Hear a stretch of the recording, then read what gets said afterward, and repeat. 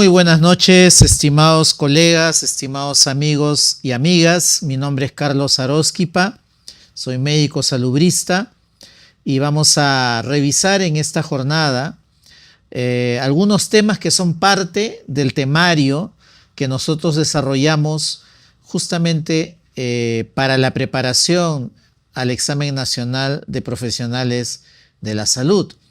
Estos temas que hemos escogido para el día de hoy son temas seleccionados, pero el temario que desarrollamos es mucho más amplio, tomando en cuenta no solamente el sílabus y los temas que están motivo de examen, sino además también los modelos y tipos de preguntas. Espero de que esta sesión pueda permitirles a ustedes no solamente conocer mejor la metodología de estudio, las herramientas pedagógicas que tenemos, sino además también que puedan ustedes motivarse para poder prepararse para este examen. Uno de los temas que es de habitual interés y de estudio, y que además es motivo de múltiples exámenes, es acerca de este gráfico sobre la historia natural de la enfermedad. Todos ustedes conocen, han estudiado que las personas, las poblaciones, nacemos o venimos al mundo en condiciones generalmente saludables, que interactuamos en un determinado entorno, traemos una carga genética e interactuamos con el entorno desde pequeños, desde que nacemos. Una compañera acá me comentaba que en su internado vio muchos partos nacen en buenas condiciones, con buen Apgar. Otros son complicados y ya generan alguna complicación. Lo cierto es que en esta fase o en esta etapa en la que nosotros estamos, desde que nacemos y a medida que vamos creciendo, interactuamos con nuestro entorno, interactuamos con otras personas, interactuamos con un entorno que tiene una temperatura, una humedad, ¿cierto? Con condiciones también que pueden ser condiciones apropiadas, me refiero a un hogar con vivienda con material noble, con una familia, que brinda apoyo, cariño, con alimentación, pero a veces también son entornos en los cuales no hay, condiciones apropiadas, la casa no es de material noble, no hay agua o desagüe. Las condiciones son múltiples y dependiendo de esas condiciones, nosotros, las personas, podemos enfermar, ¿cierto? Si esas condiciones son favorables, nos podemos mantener sanos por mucho tiempo. Pero si estas condiciones no son favorables, vamos a interactuar con algún agente infeccioso, con algún agente patógeno que nos va a producir una enfermedad. Esa enfermedad al inicio, en muchos casos, no da mayores síntomas. No nos damos cuenta. Son mecanismos fisiopatológicos que se dan a nivel celular, a nivel tisular. Y en esos instantes, en esos inicios, no nos percatamos. Sin embargo, la enfermedad ya está iniciándose en una etapa que le llamamos periodo o etapa subclínica. Y si esto avanza, pasamos a una etapa clínica. Es decir, el momento en el cual nosotros percibimos estar enfermos no es el momento en el que de verdad nos estamos enfermando. Nos hemos enfermado antes, a veces horas antes, días antes, semanas, meses o años, porque este periodo de latencia, dependiendo de la enfermedad, puede tener un tiempo muy variable, ¿cierto? Si hablamos, por ejemplo, de la hepatitis B, que puede haberse transmitido durante un trabajo de parto, yo puedo tener los primeros síntomas muchos años después. Este periodo de latencia varía mucho. Y cuando empezamos a tener síntomas, en muchos casos, vamos a buscar atención médica y nos enteramos de la enfermedad. ¿cierto? Y cuando nos centramos en la enfermedad, pues solemos buscar un tratamiento. La enfermedad, si es que es curable, la tratamos y nos curamos. Sin embargo, en muchos casos no es curable y la enfermedad prosigue. ¿El tratamiento entonces para qué sirve? Pues para detener el avance de la enfermedad, para mejorar los síntomas, ¿cierto? O para poder convivir con la enfermedad el mayor tiempo posible. Pasamos a esta etapa donde podemos curarnos, pueden haber secuelas, puede haber alguna discapacidad, la enfermedad se hace crónica y finalmente puede también llevarnos a la muerte. Esto que se conoce como historia natural de la enfermedad ofrece una serie de oportunidades para nuestra intervención como profesionales de la salud que trabajamos en un sistema de salud. Ustedes en su internado ya estuvieron formando parte de este sistema de salud, ¿cierto? Y se habrán dado cuenta en sus clases de pregrado y durante el internado que nosotros los profesionales de la salud tenemos distintos espacios de trabajo y de intervención.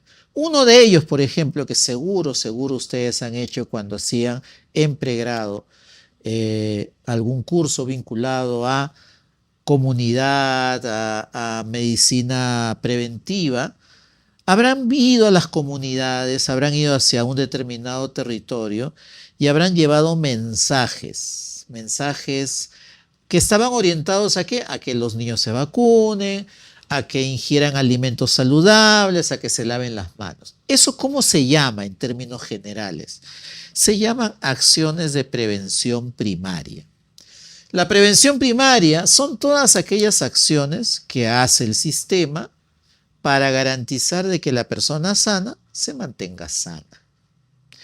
Está dirigido a población sana y nuestro objetivo, el objetivo de estas acciones son garantizar de que esa persona sana se mantenga sana.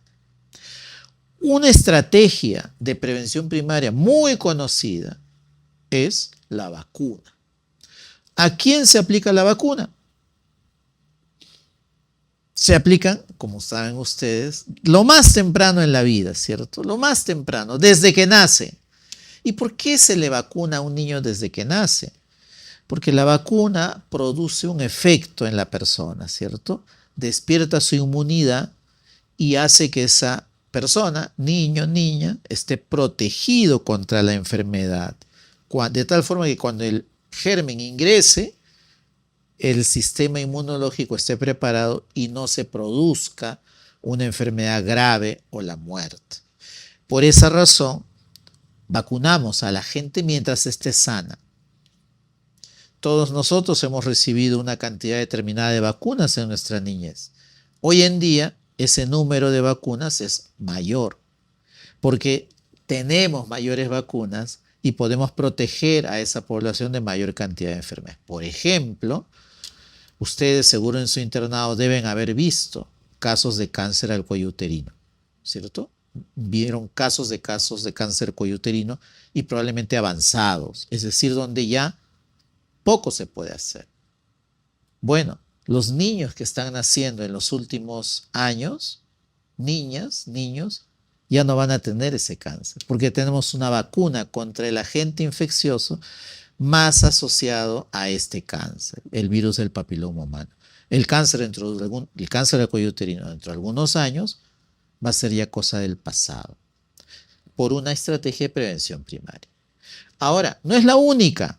Hay muchas otras estrategias de prevención primaria. Por ejemplo, la recomendación del uso de preservativos, ¿no? Los preservativos, ¿a quiénes se recomienda o para qué se les recomienda el uso de preservativos? Tiene varios usos, ¿cierto? Uno es un método de planificación familiar. Sin embargo, la otra razón y motivo es que nos permite prevenir enfermedades de transmisión sexual. Entonces, ¿en quién yo recomiendo el uso de preservativos? En población que sé que va a tener o que tiene una vida sexual activa, pero que además se va a exponer a un determinado riesgo. Por ejemplo, las personas que ejercen el trabajo sexual o los usuarios habituales de estos servicios. Sabemos de que ellos van a exponerse, por más que les digas que no, que van a hacerlo. Entonces, hacemos prevención primaria. Recomendamos el uso de preservativos. Eso es prevención primaria. Se aplica en la persona que está sana para evitar que se enferme a pesar de que se exponga, ¿cierto? Y tenemos estrategias de prevención primaria que son específicas para algunas enfermedades, ¿no? Hemos visto el condón o preservativo para enfermedad de transmisión sexual, las vacunas que son específicas para sarampión, para rubiola, para papera, ¿cierto? Específicas. Pero también tenemos algunas medidas que son más generales. No protegen solo contra una enfermedad, sino que incluso más allá de prevenir alguna enfermedad, ayudan a que estemos saludables. Promueven salud, estar en buena condición de salud física, emocional, biológica, social, ¿no? Por ejemplo, ¿qué acción tú recomiendas a alguien para que se esté saludable? Por ejemplo, ¿qué se nos ocurre? Por ejemplo, lavado de manos. Cuando yo recomiendo a una persona que se lave las manos, no solamente estoy ayudando a que esa persona no se contagie de enfermedades que pueden ingresar a través de los alimentos, sino también, por ejemplo, enfermedades virales, respiratorias, ¿cierto? Y el lavado de manos, por ejemplo, la otra acción, hacer actividad física. Cuando yo recomiendo que una persona haga actividad física, estoy pensando en alguna enfermedad, no necesariamente, ¿cierto? O cuando le digo a una persona que coma saludable, es decir, que no coma alimentos o la llamada alimentos ultraprocesados o comida chatarra, son medidas que promueven buena salud. Ingiere abundante líquido, ¿no? Camina o trata de establecer o estate en contacto con la naturaleza. Son medidas más generales. A esas les llamamos o se les denomina prevención primordial o acciones de promoción de la salud. La prevención primaria, entonces, incluye acciones de protección específica para algunas enfermedades muy puntuales y algunas otras medidas que son más bien para generar buen estado de salud, bienestar, una buena condición. Y son efectivas para muchísimas más enfermedades, ¿no? El hacer actividad física, ¿qué enfermedades te previene, por ejemplo?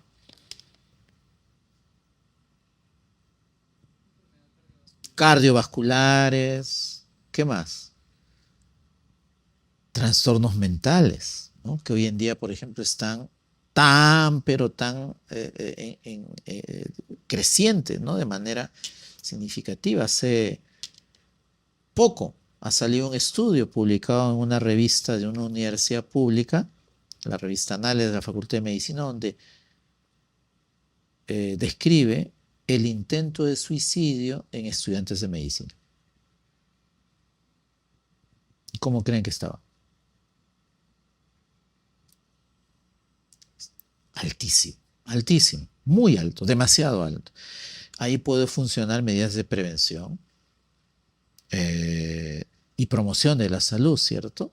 Que puedan ayudar a reducir esto. Ahora, ¿qué cosa hacemos cuando ya la enfermedad está instalada? Ya está la enfermedad instalada. Allí entra a tallar lo que llamamos la prevención secundaria. La prevención secundaria se aplica cuando la persona ya está enferma. La pregunta sería, la prevención primaria tiene un claro objetivo, evitar que te enfermes, ¿cierto? Y es absolutamente lógico. Si somos efectivos en prevención primaria, podríamos tener población más sana y menos enfermos, menos colas en los hospitales, menos listas de espera en las salas en los quirófanos, si somos efectivos en prevención primaria, ¿cierto? ¿Qué hacemos si la persona ya se enfermó? Prevención secundaria. ¿Pero qué voy a prevenir si la persona ya se enfermó? ¿Qué voy a prevenir en prevención secundaria si ya se enfermó? Puedo prevenir una enfermedad avanzada, puedo prevenir complicaciones, puedo incluso garantizar que la persona se recupere o se cure, porque las enfermedades cuando son al inicio pueden curarse, los tratamientos pueden ser más efectivos. Entonces, ¿cómo logro yo que una persona que ya está enferma no se complique? Es decir, si una persona hizo su hipertensión arterial, no haga una enfermedad cerebrovascular, o no haga insuficiencia cardíaca, o no haga ya insuficiencia renal. ¿O cómo hago para que un diabético no termine con una neuropatía diabética, o con una retinopatía diabética, o con una nefropatía diabética? ¿Cuál sería la mejor estrategia en esos casos para evitar que se compliquen? ¿Qué se les ocurre? Pues darle el tratamiento que corresponda, lo más precozmente posible. El gran problema, sin embargo, para hacer eso, es que cuando la enfermedad está recién comenzando, justo en esa etapa, la persona no percibe la enfermedad, porque no da síntomas. Y cuando tiene síntomas, en muchos casos ya es demasiado tarde. Ya no se puede, ya la enfermedad avanzó tanto que ya está en un estadio terminal, o ya hay un daño irreversible y una discapacidad. Entonces, el gran desafío para hacer prevención secundaria es lograr detectar la enfermedad lo más precozmente posible, lo que se conoce como detección precoz. ¿Y cómo hago yo detección precoz? Para eso, la salud, la medicina, tiene una herramienta que nos ayuda a hacer ese trabajo. Esa herramienta se llama el tamizaje. Ustedes han hecho tamizaje seguro durante su internado o cuando han hecho sus estudios en pregrado en los consultorios. Un ejemplo de una prueba de tamizaje que recuerden. Por ejemplo, el Papa Nicolau. Es una prueba que se hace a las mujeres durante su edad fértil y que consiste en obtener un frotis de células del cuello uterino. Se hace a la mujer desde que empieza a tener una vida sexual activa. Eso, por ejemplo, es una prueba de tamizaje, pero no es la única. Hay muchas otras pruebas de tamizaje. Por ejemplo, una que se hace fuera de los establecimientos de salud, en los carnavales, en las fiestas patronales, en los grandes espectáculos. Una gotita de sangre, hay carpitas que están ahí asociadas, un letrero que dice, hasta el descarte de VIH.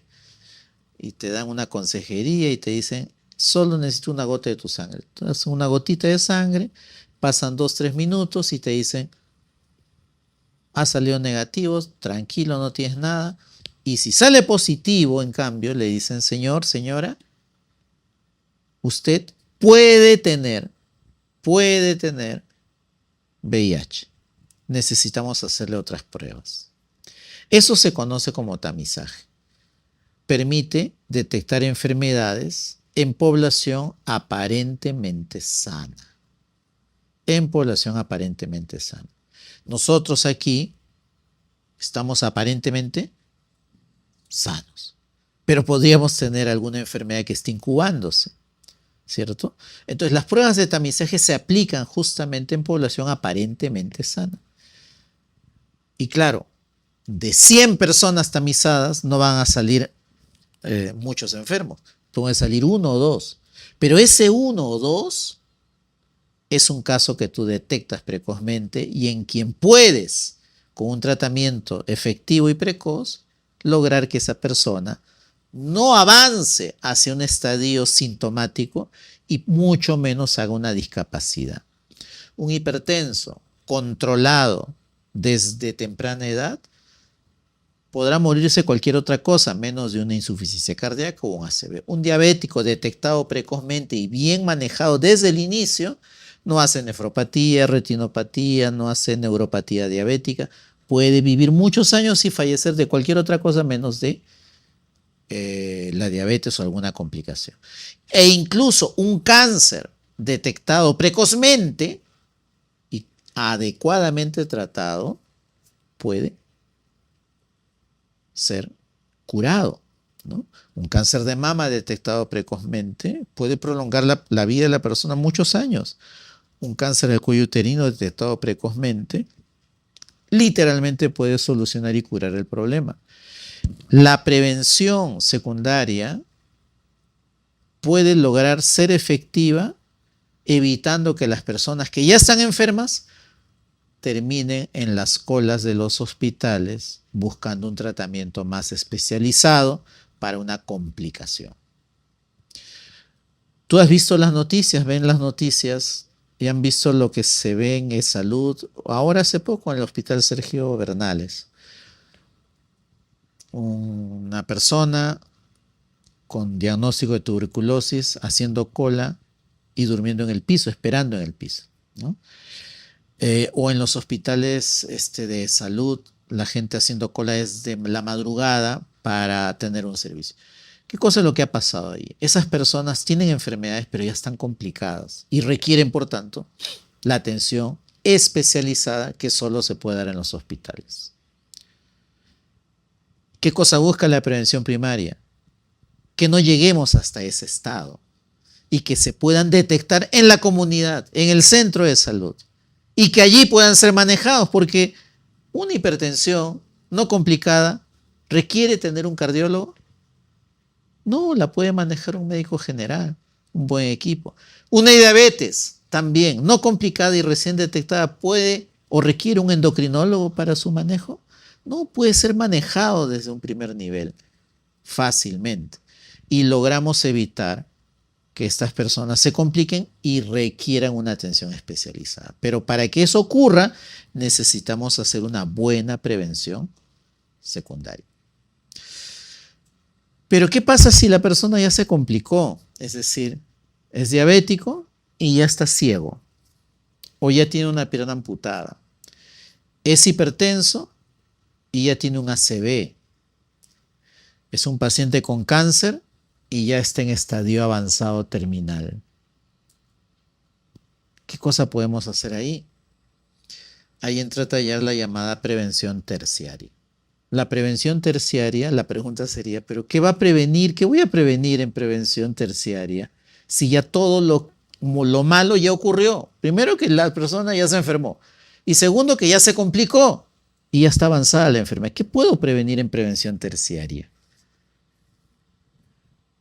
En la prevención terciaria, amigos, amigas, lo que hacemos es darle calidad de vida a la persona que ya está enferma y que probablemente ya no se recupere, ya tiene discapacidad.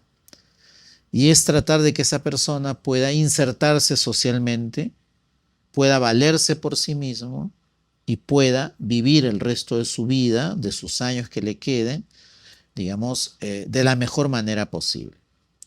Si estamos hablando de una persona que ya está ciega por una retinopatía diabética, pues prevención terciaria sería ayudarle a que se pueda desplazar con un bastón, a que pueda vestirse, pueda hacer sus propios, se pueda valerse por sí mismo. Prevención terciaria en una persona que ya tiene una pierna amputada es ponerle una prótesis para que pueda desplazarse. Prevención terciaria en una persona con cáncer terminal es darle analgesia para que no tenga dolor y pueda vivir lo que le queda de vida sin dolor. Prevención terciaria es ayudar a una persona a que aprenda a vivir con su enfermedad y en vez de luchar contra ella, se adapte a esa enfermedad y pueda vivir el resto de su vida en mejor condición o situación. Hoy en día, como ustedes comprenderán, dadas las características y condiciones de nuestro sistema de salud, tenemos mucha población que ya está con enfermedades crónicas y ya está con discapacidades. Es decir, ya están complicados.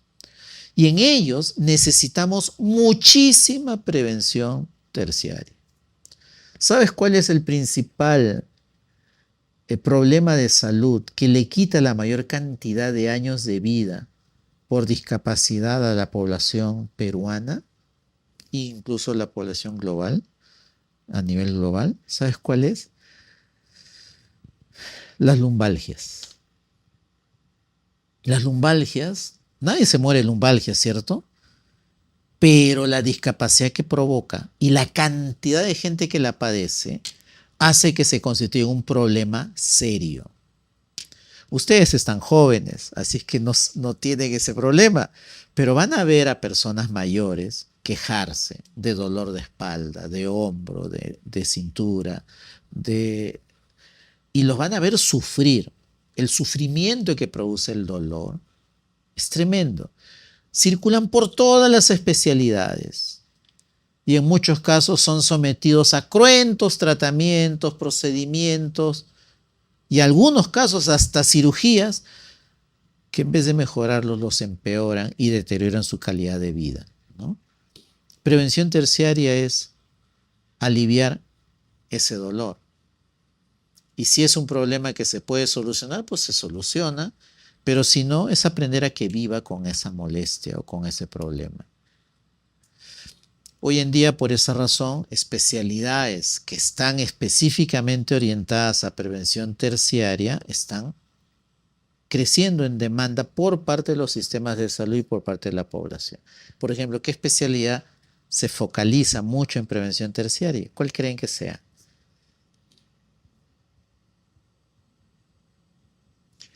Terapia física y rehabilitación. La especialidad de terapia física y rehabilitación está empezando a tener una enorme demanda y va a tener mayor demanda en los próximos años.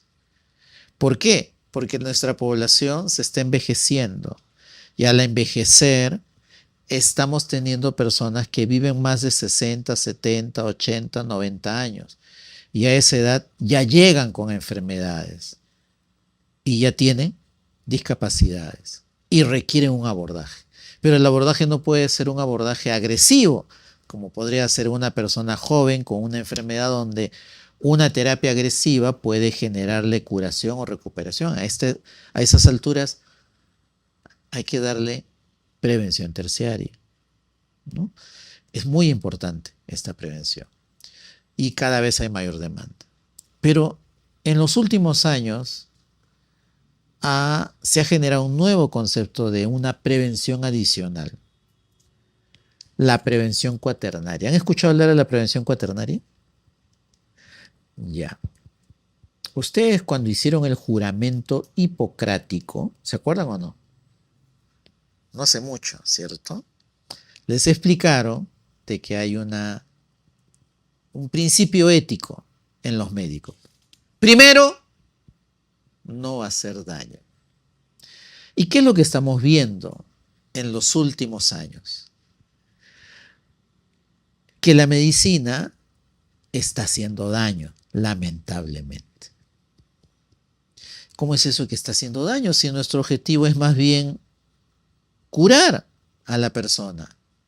Es más bien mejorar la salud de la persona. ¿Cómo es eso de que la medicina está también haciendo daño? Porque en general el exceso de medicina, el exceso del intervencionismo médico puede ser nocivo para la salud. ¿Cómo es eso una actividad innecesaria o excesiva? Es como decirte, alguno de ustedes se va a hacer un chequeo, porque dicen quieren hacerse un chequeo, ¿ya? Quieren aplicar y hay un médico que le dice, ¿sabes qué? Te tengo que hacer una colonoscopia.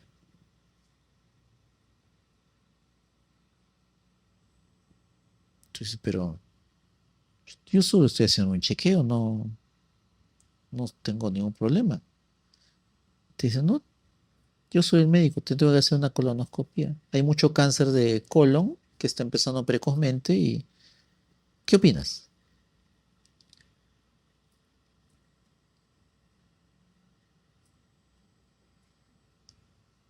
¿Qué dicen? O aquel cirujano que te va a operar de la vesícula porque tienes cálculos y en plena sala de operaciones dice, hay que sacarle el apéndice. De pasadita, ya está abierto, ¿no? Saquémosle el apéndice. De pasadita, ¿no? ¿Lo han visto o no? Ya. eh, entonces, o aquel que te dice, me duele la espalda, doctor. Bueno, una resonancia.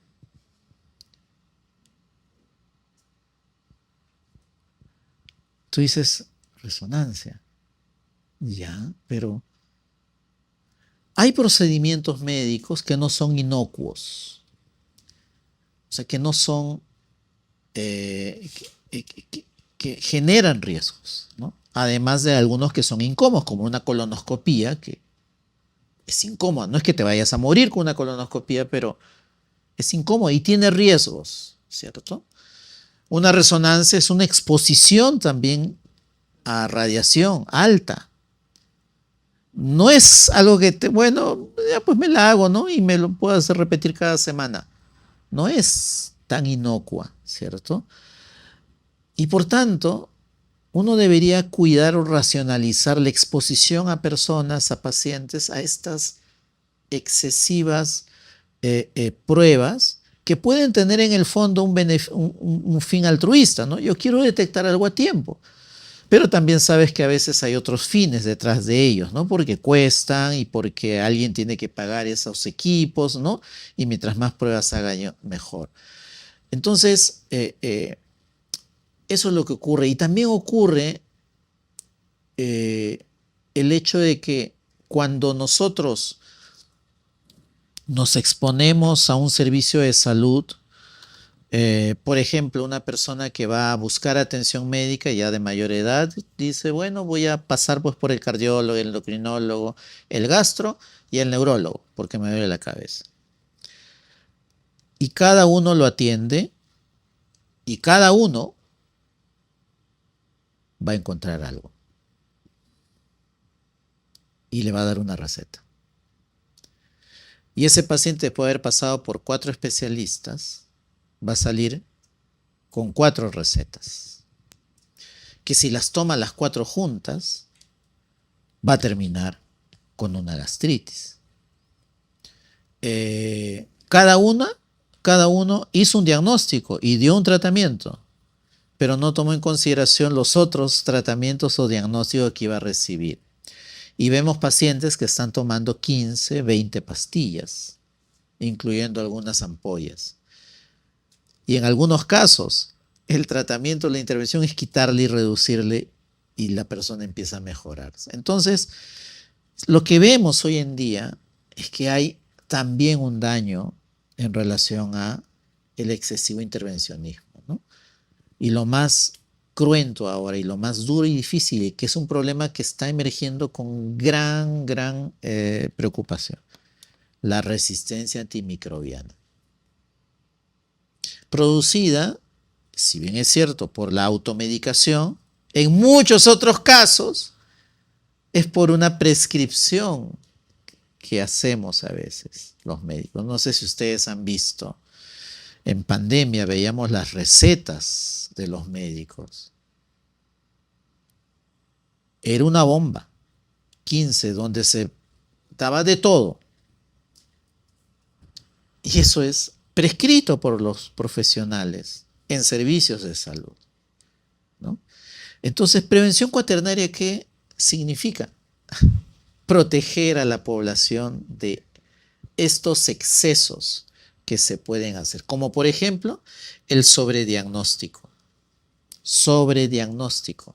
¿no? Y el sobretratamiento, diagnósticos innecesarios, tratamientos excesivos y en la aplicación de una excesiva uso de tecnología, que puede ser también peligroso. ¿Y los resultados cuáles son? Iatrogenia, resistencia antimicrobiana, ¿cierto?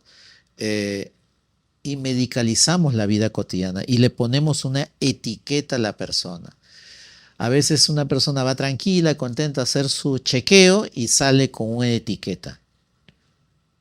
Tengo trastorno metabólico. Así le dijeron, trastorno metabólico.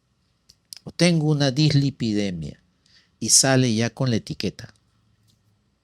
Una condición que podría ser o la clásica, ¿no? Una jovencita que se va a hacer una ecografía y le dice, tienes quistes en los ovarios. Ya salió con la etiqueta.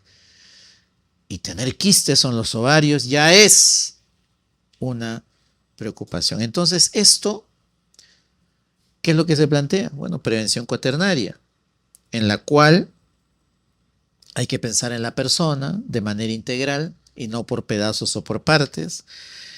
Hay que hacer una práctica clínica crítica y reflexiva, ¿cierto? Acá hay una especialidad que se enfoca mucho en la prevención cuaternaria. Es su bandera principal. ¿Saben cuál es? La medicina de familia. La medicina de familia o el médico de familia, su trabajo, su chamba, es tratar de solucionar el problema, filtrar los casos y solamente derivar a aquellos casos que lo ameriten. No exponer al establecimiento de alta complejidad a cualquier persona, sino exclusivamente a aquellos que lo ameritan, ¿no? Y de esa manera se reduce costos y se reduce también estos problemas que se dan cada vez con más frecuencia, ¿no? Entonces, si bien es cierto, hay que promover una cultura de la prevención, tampoco hacer los chequeos innecesarios, ¿no? No tengo que hacer un Papa Nicolau cada 6 meses, ¿cierto? Tampoco tendría que hacer un despistaje de VIH cada semana. Es decir, apliquemos con cautela las herramientas que tenemos. Evitar el uso excesivo de antibióticos, ¿no? El uso excesivo de antibióticos está provocando una resistencia antimicrobiana y no a la polifarmacia. Controlar, reducir, pensar que la persona sometida, expuesta a múltiples medicamentos puede también ser perjudicial para su salud. Veamos aquí unas preguntas tipo modelo de estas, ¿no? Dice acá, mira, un centro de salud rural implementa sesiones educativas dirigidas a toda la comunidad sobre alimentación saludable, actividad física y reducción del consumo de sal con el objetivo de disminuir la incidencia futura de hipertensión arterial. ¿A qué nivel de prevención corresponde esta intervención?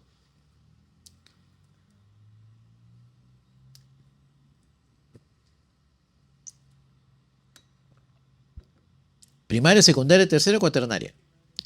Primaria, muy bien. Y acá hay dos primarias, promoción de la salud o protección específica. Promoción de la salud, así es. Promoción de la salud. Esto, amigos, es muy importante y hoy en día a nivel global es algo que se está poniendo mucho énfasis, porque si somos exitosos en promoción de la salud, vamos a tener poblaciones que requieran menos los servicios y evitaremos el abarrotamiento de hospitales. Mire esta otra pregunta. Durante un brote de hepatitis A se administra la vacuna correspondiente a los contactos cercanos de los casos confirmados, con el fin de evitar la aparición de la enfermedad. Esta medida corresponde a prevención primaria, secundaria, tercera o cuaternaria. ¿Ah? ¿Secundaria?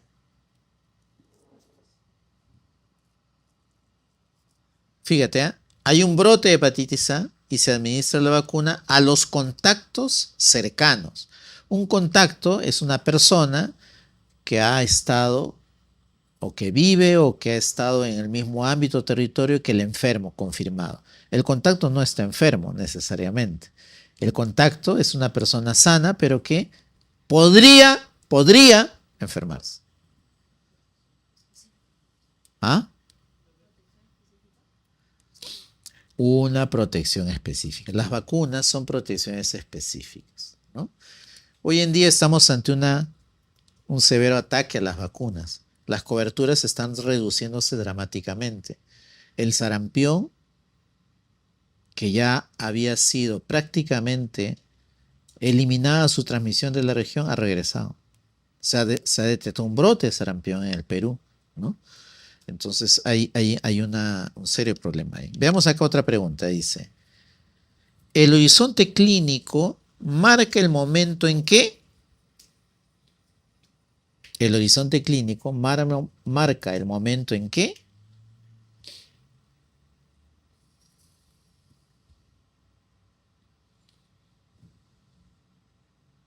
hay una fase preclínica y luego hay una fase clínica en la enfermedad, ¿no? La preclínica es el llamado también periodo de latencia, donde no tenemos síntomas, ¿no? Pero ¿a qué le llamamos este periodo de horizonte clínico?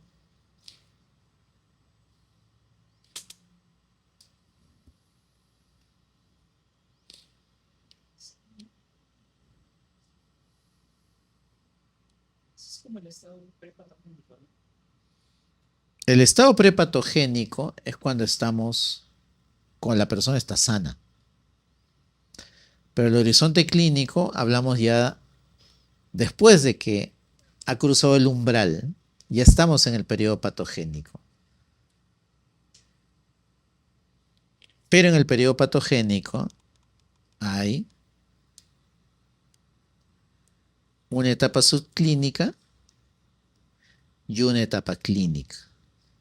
A esta etapa clínica se le llama también horizonte clínico. Entonces, sabiendo de que el periodo patogénico de enfermedad puede tener una etapa subclínica y una etapa clínica u horizonte clínico, ¿cuál sería la respuesta aquí?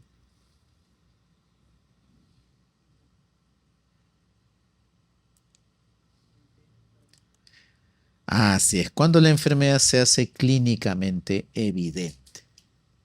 Incluso hasta esa etapa de la evidencia clínica tiene hasta dos etapas, porque al inicio los síntomas pueden ser inespecíficos, pero cuando la enfermedad avanza los síntomas se hacen mucho más específicos, ¿no? La siguiente pregunta dice, un paciente presenta alteraciones bioquímicas iniciales de una enfermedad metabólica, sin signos ni síntomas. ¿En qué etapa de la historia natural de la enfermedad se encuentra el paciente?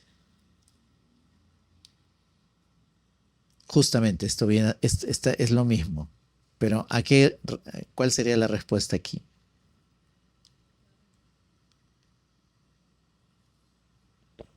¿Cuál? Letra B, periodo patogénico, etapa subclínica. Así es. Está ya en la fase patogénica, ya está enfermo, pero no tiene síntomas. Sin embargo, si hago pruebas, voy a observar alteraciones bioquímicas, ¿cierto? Pero que no se traducen todavía en sintomatología. ¿Cuál de las siguientes definiciones describe mejor el concepto de prevención cuaternaria?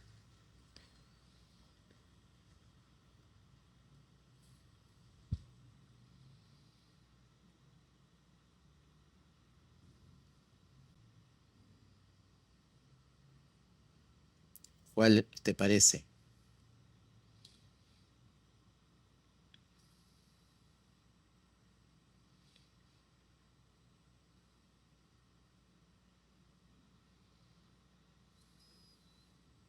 Letra.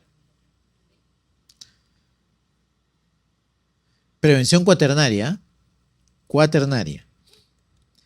Es la primera, ¿no? Es un conjunto de actividades sanitarias que atenúan o evitan las consecuencias de las intervenciones innecesarias o excesivas del sistema sanitario.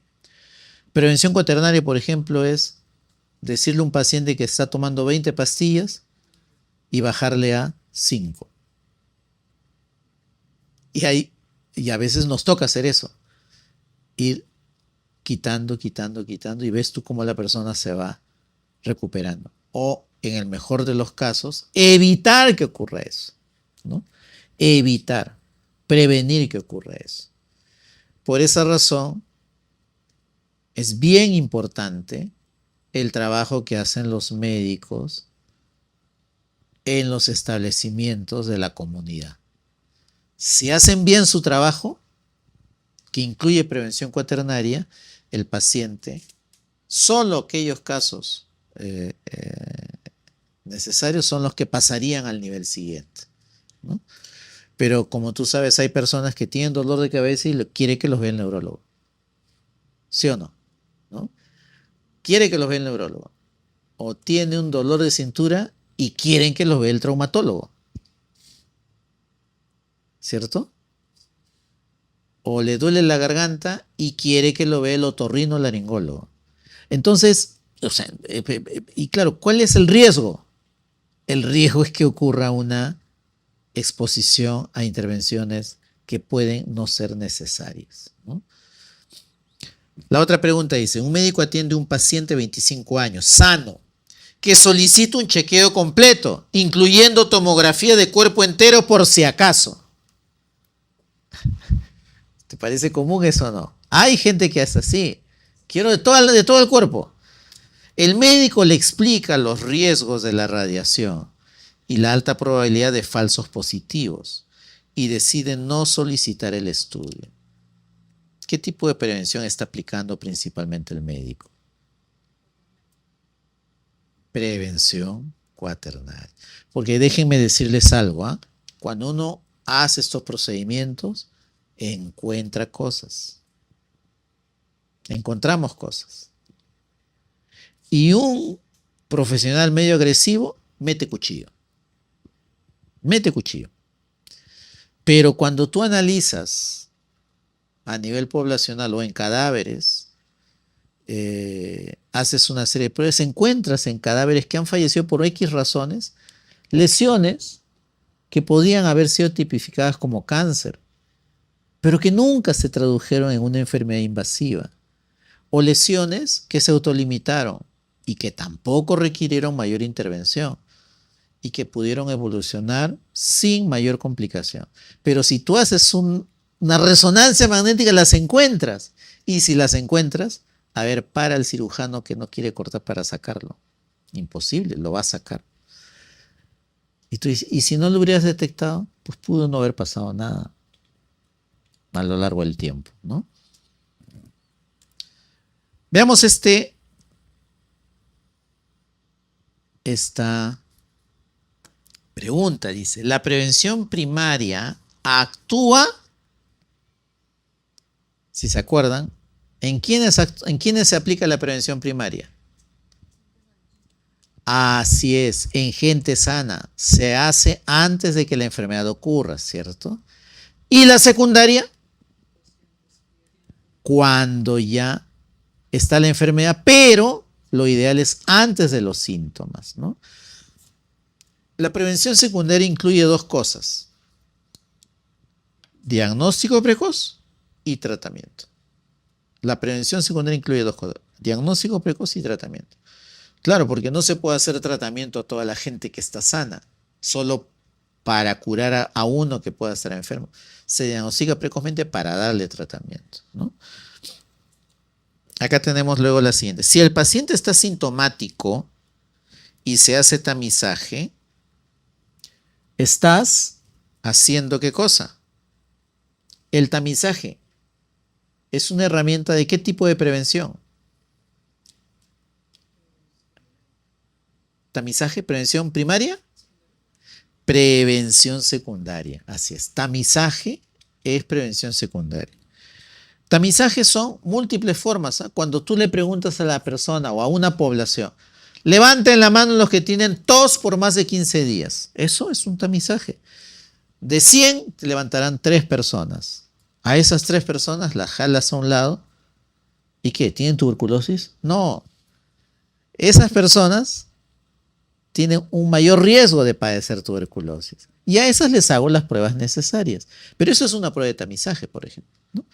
Preguntar. O lo que hacemos a propósito de ¿Han escuchado hablar ustedes del virus Nipah en India? Un brote, una enfermedad zoonótica transmitida por murciélagos que produce la muerte, alta mortalidad. No hay tratamiento. En la India se han puesto en cuarentena 100 trabajadores de salud. Han fallecido 3 personas. Bueno, ¿qué están haciendo en los aeropuertos de Asia? ¿No? ¿Qué están haciendo en los aeropuertos asiáticos? A cada persona que viene de la India les toman la temperatura. ¿Y cuál es la idea? Tamizaje. Aquel que tiene temperatura alta, no es que tenga el virus, pero lo ponen a un lado y puede probablemente tener. Entonces le hacen una evaluación mucho más minuciosa, le hacen pruebas de sangre y puede ser que no tenga nada, sea un simple resfrío, o puede ser que sí tenga una probabilidad de tener esta enfermedad y las aíslan y le dan el tratamiento que corresponde, ¿no? Son tamizajes que hacemos, ¿de acuerdo? Si la intervención busca educar a la población sana, ¿qué cosa es?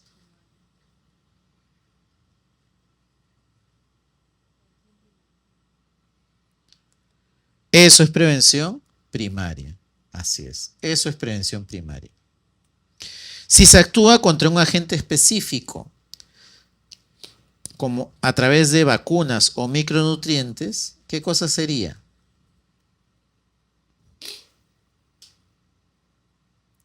Si estamos actuando contra un agente específico,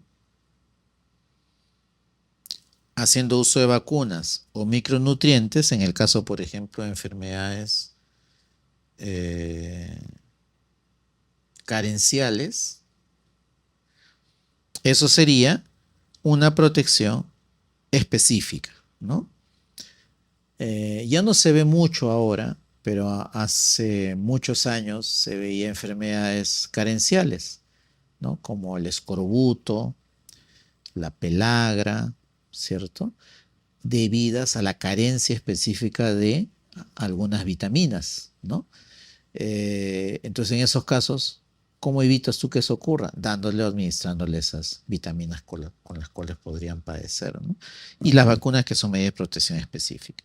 Si el paciente ya tiene secuelas y se busca recuperar la función, ¿qué cosa correspondería?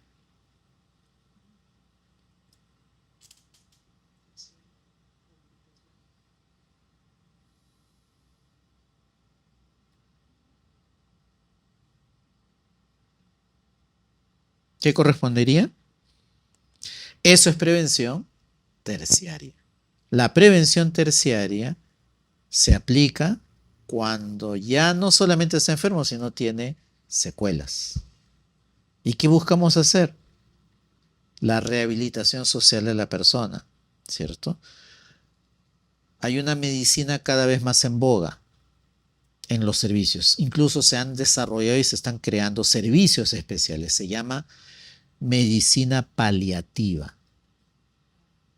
La medicina paliativa antes no era tan conocida, pero va creciendo cada vez más. ¿Por qué? Porque tenemos cada vez mayor cantidad de enfermos terminales, donde ya no se puede hacer nada más, pero están vivos y requieren atención.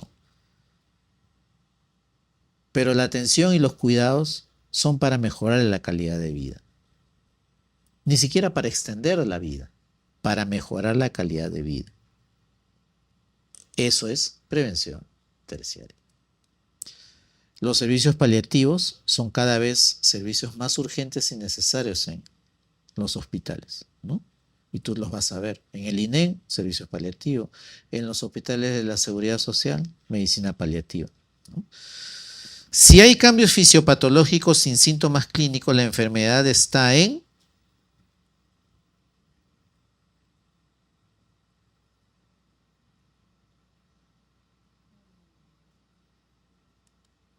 etapa subclínica, ¿no es así?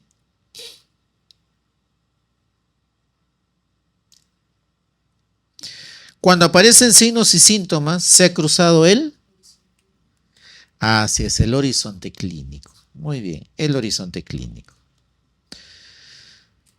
Veamos ahora las medidas epidemiológicas.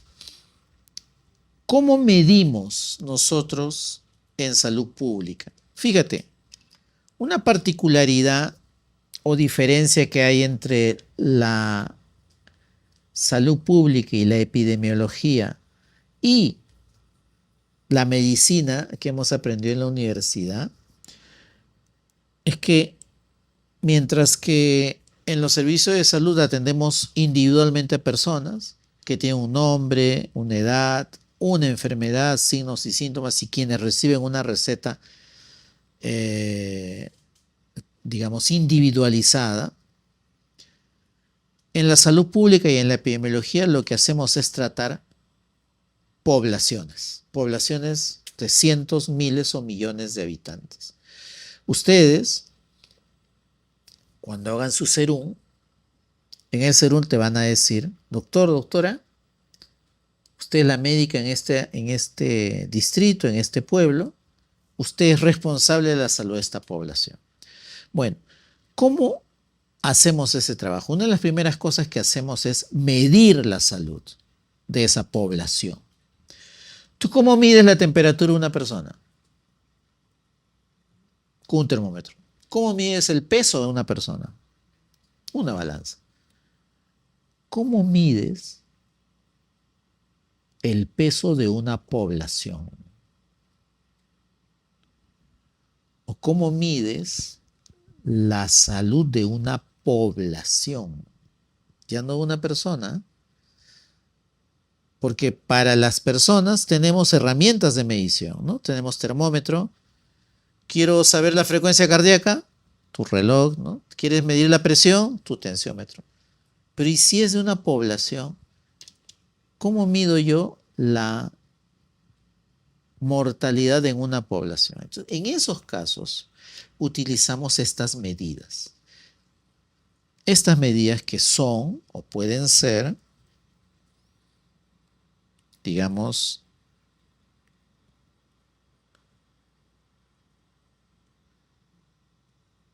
números, proporciones, razones o tasas. Los números son lo que se conoce como medidas absolutas. ¿Cuántas muertes o cuántos muertitos viste durante tu internado? ¿Ah? Un número aprox.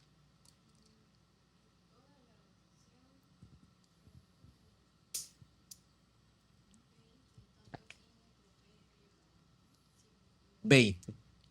Bueno, eso es un número absoluto. 20 fallecidos en un año durante tu rotación. Son números absolutos. ¿Cuántos nacimientos atendiste? ¿Cuántos partos atendiste? ¿Han hecho el internado? ¿Todavía? Externado. ¿Has atendido partos? ¿Cuántos? 10 partos. Es una medida absoluta. 10 partos atendidos. Pero lo que más usamos en epidemiología son las llamadas medidas relativas. Proporciones, razones o tasas. ¿Por qué? Porque algo que hacemos en epidemiología es comparar. Y los números absolutos no se pueden comparar. ¿Cómo que no se pueden comparar? Tú atendiste 10, ¿cierto? ¿Y cuántos atendiste, cuántos partos atendiste tú?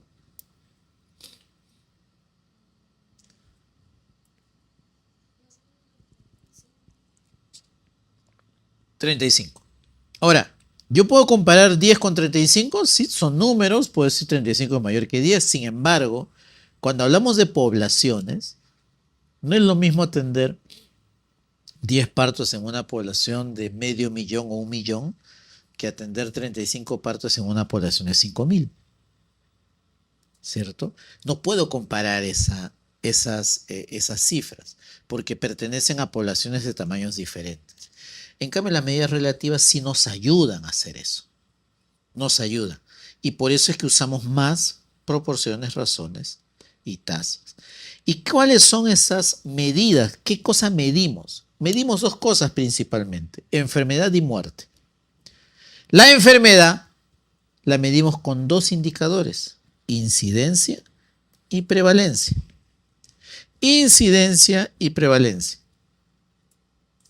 La incidencia no es otra cosa más que los casos nuevos que aparecen en una población de una determinada enfermedad. Mientras que prevalencia son los casos acumulados de enfermos. Los dos miden enfermos, los dos cuentan enfermos, pero no son los mismos enfermos, digamos, ¿no? Mientras que la incidencia solo le interesa a los enfermos nuevos o recientes, la prevalencia, en cambio, toma en cuenta a todos los enfermos, tanto los nuevos como aquellos que están enfermos desde hace buen tiempo, ¿no? Entonces, la prevalencia y la incidencia son las dos maneras que tenemos nosotros de medir enfermedad en una población. Y esto es sumamente importante. Cuando tú hagas tu serum y tengas que hacer tu informe del serum, te van a pedir en tu informe que midas la enfermedad en tu población. ¿Y qué te van a pedir? Prevalencias, incidencias. Y de esa manera tú podrás decir si en tu población la salud ha mejorado o ha empeorado, de acuerdo a incidencia o prevalencia. ¿Cuándo mejora la salud de una población? Supuestamente cuando hay menos enfermos. ¿Cuándo empeora? Cuando hay más enfermos. Pero otro criterio que también utilizamos para medir salud o enfermedad son los muertos, porque finalmente la muerte es como que la consecuencia más menos deseada de la enfermedad, ¿cierto? La muerte prematura. Y usamos también razones o proporciones para contar muertos. La tasa más común es la tasa de mortalidad. La tasa de mortalidad que nos dice el número de muertos por cada 1000 habitantes. También usamos proporciones. Proporciones que nos ayudan a saber la magnitud de los problemas de salud de una población. Por ejemplo, la proporción de niños con anemia o la proporción de niños con desnutrición, ¿no? O la proporción de estudiantes con depresión, o la proporción de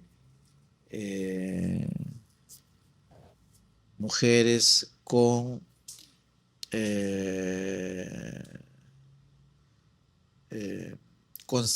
con trastornos alimenticios. O sea, proporciones y tasas son en realidad lo mismo. La diferencia está en que las tasas se suelen utilizar utilizando un amplificador por 1000, por 10.000 o por 100.000.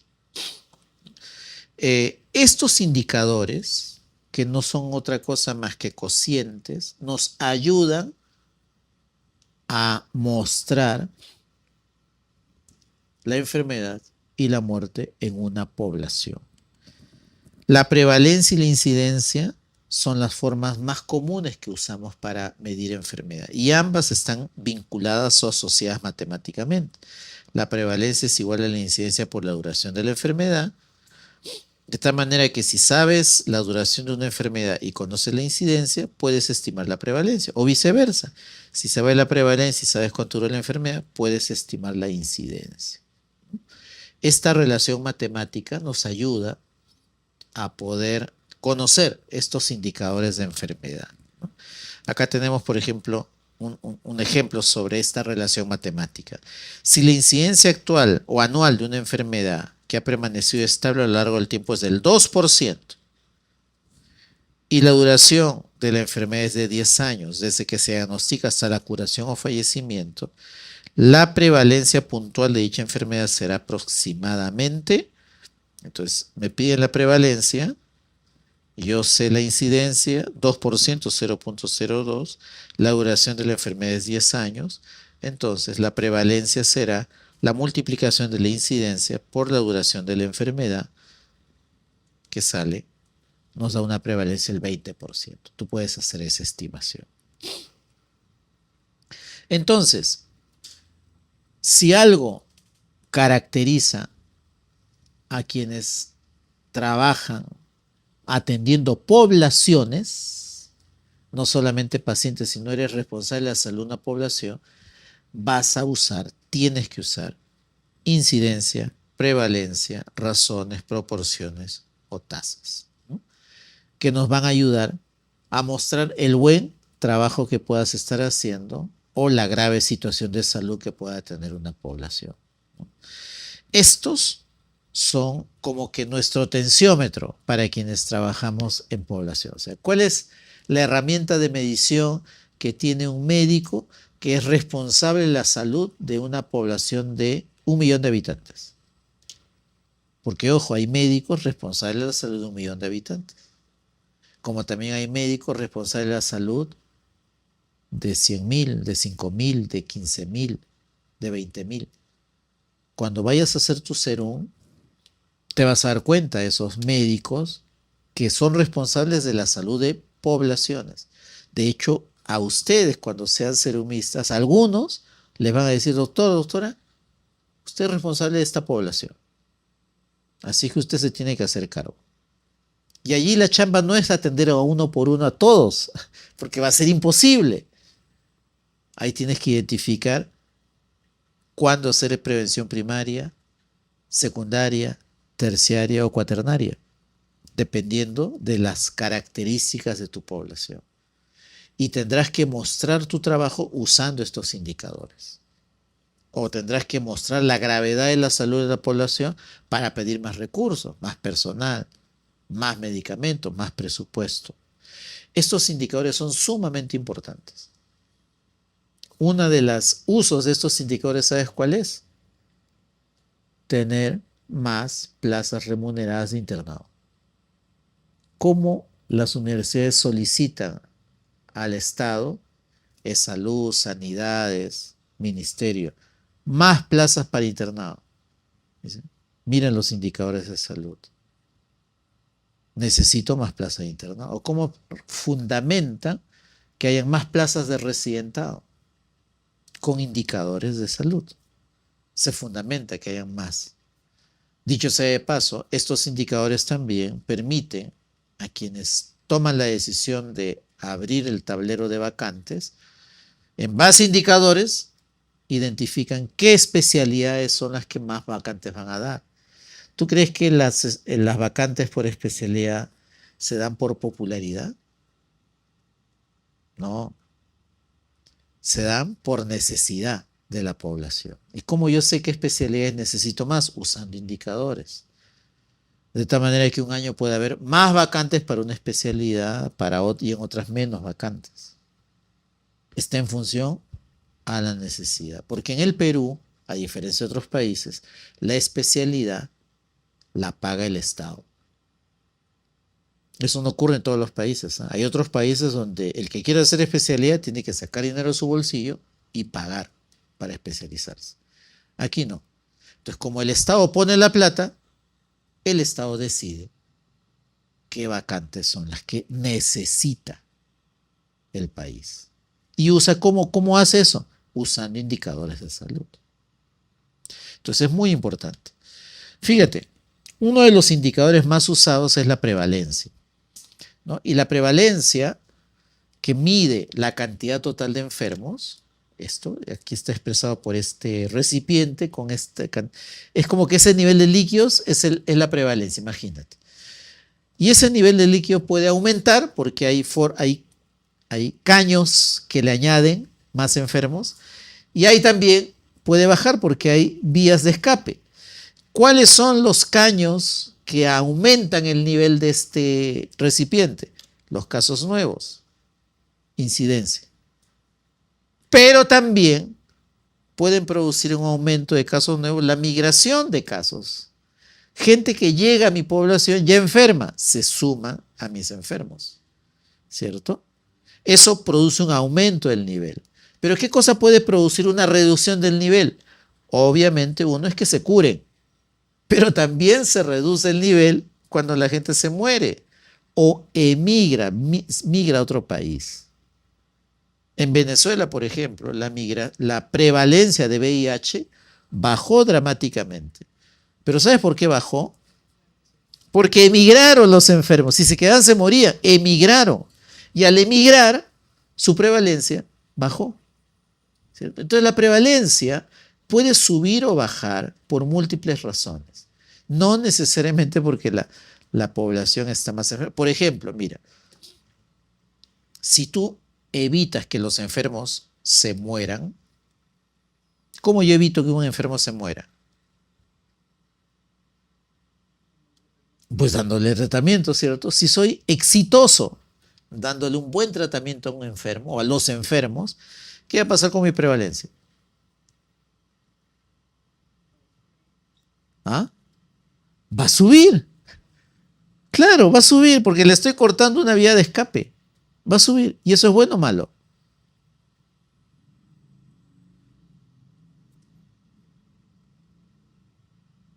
Está bien que no se mueran, ¿no? Está bien que no se mueran. Entonces, la subida de la prevalencia no necesariamente significa algo malo. Puede significar que estás haciendo un excelente trabajo con tus enfermos y estás impidiendo que se mueran. Entonces, una alta prevalencia o una baja prevalencia no significa necesariamente que están bien las cosas o que están mal las cosas. Yo puedo bajar la prevalencia dejando que mis enfermos se mueran. ¿Y eso está bueno o está malo? Dejar que se enferman, que se mueran. Obviamente está malo, ¿no? Pero yo puedo bajarla. Entonces, hay que tener cuidado al momento de interpretar la prevalencia, ¿no? Acá tenemos esta pregunta. Durante un brote de dengue en una provincia amazónica, se registra el número de casos nuevos ocurridos durante un mes, considerando únicamente a la población susceptible al inicio del periodo. La medida epidemiológica que mejor describe esta situación es...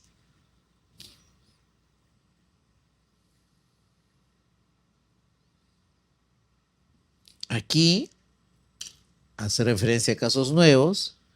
Esto corresponde a un tipo de incidencia. Cuando veamos en clases vamos a ver que la incidencia, que es una forma de contar enfermos, puede ser de dos tipos, incidencia acumulada o densidad de incidencia. En este caso particular es incidencia acumulada. Dice, en un establecimiento de salud se reporta que 40 de 200 personas evaluadas presentan anemia al momento del examen médico. La medida epidemiológica calculada corresponde a...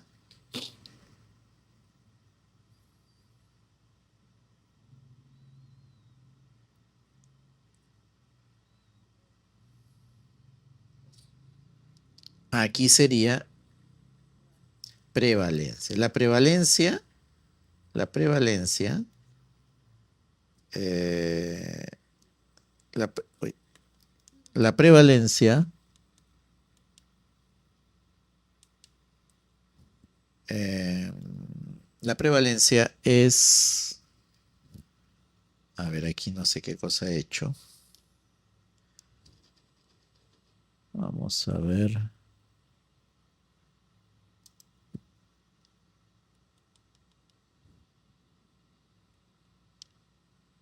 Vamos a ver.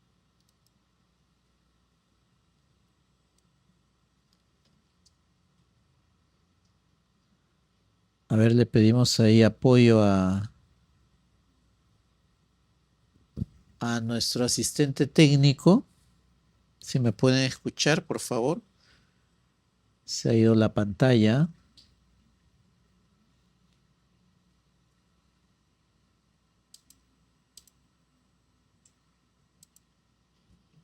Ahí está, ahora sí. Ya está. Entonces, aquí le decía, es la prevalencia, ¿no? La prevalencia es el número total de enfermos sobre la población total de la cual pertenecen estos enfermos. Eso se llama prevalencia. Aquí la población total son las 200 personas. El numerador, el total de enfermos son los 40 que se han reportado como enfermos. 40 sobre 200 viene a ser la prevalencia. Acá tenemos otra pregunta. ¿Cuáles de los siguientes factores disminuye la prevalencia de una enfermedad en una población? ¿Qué cosa podría provocar una reducción de la prevalencia? ¿Cuál sería ahí?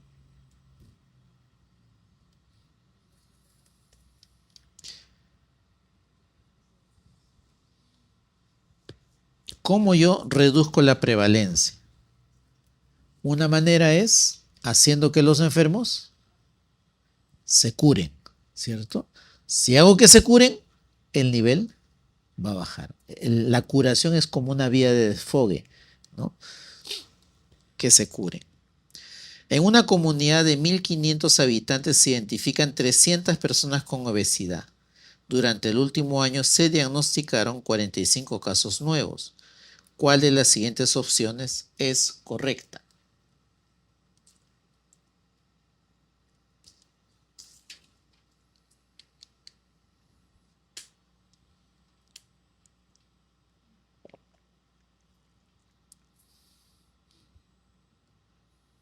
La prevalencia es 3%, la incidencia acumulada es 20%, la prevalencia es 20%, la incidencia y la prevalencia son iguales. A ver, recordemos, la prevalencia es igual al número de enfermos sobre la población. La incidencia es el número de enfermos sobre población sana. No incluye a los enfermos. Mientras que la prevalencia, el denominador es la población general, sanos y enfermos. En la incidencia, el denominador es población sana. Y acá son enfermos nuevos. No toma en consideración a los enfermos antiguos. Entonces, por ejemplo, aquí la prevalencia, ¿cuánto sería?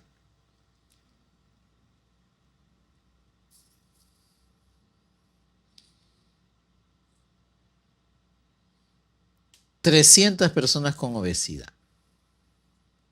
Prevalencia de obesidad, 300 arriba y denominador, 1500. Eso es prevalencia.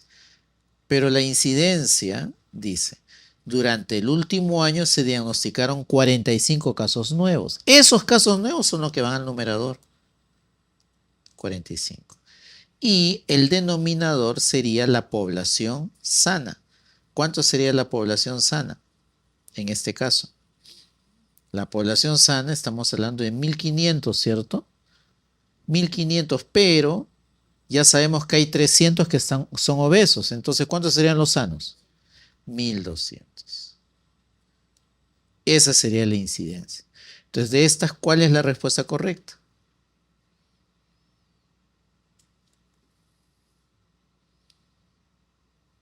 La respuesta correcta es, la prevalencia es del 20%. ¿Cierto? 1, 5, un quinto, que es 0.2, ¿cierto? O 20%. Veamos aquí. Casos nuevos es incidencia y casos totales es prevalencia. Casos nuevos en un periodo se está midiendo la incidencia. Siempre que se toman casos nuevos, necesitas establecer un periodo de tiempo. Los casos nuevos siempre son un periodo. Casos nuevos en un día, casos nuevos en una semana, en un mes, en un año. Siempre hay que definir un periodo. Cuando describe cuántas personas tienen la enfermedad en un momento dado, eso se llama prevalencia. La prevalencia es como una fotografía que tomas una población donde te dice, en ese momento hay tantos enfermos. Eso se llama prevalencia. La prevalencia aumenta cuando la enfermedad dura. ¿Qué relación tiene la prevalencia con la duración de la enfermedad? Miren, la prevalencia aumenta cuando la enfermedad dura, acá es más tiempo, ¿ya? Más tiempo. Cuando la enfermedad es más larga, más prolongada o crónica, la prevalencia tiende a ser más alta. En cambio, cuando la enfermedad dura menos tiempo, la prevalencia tiende a ser baja. La incidencia mide riesgo, la prevalencia mide magnitud. La prevalencia nos permite saber qué tanta población afecta, qué tanta población está enferma o padece una determinada condición o situación.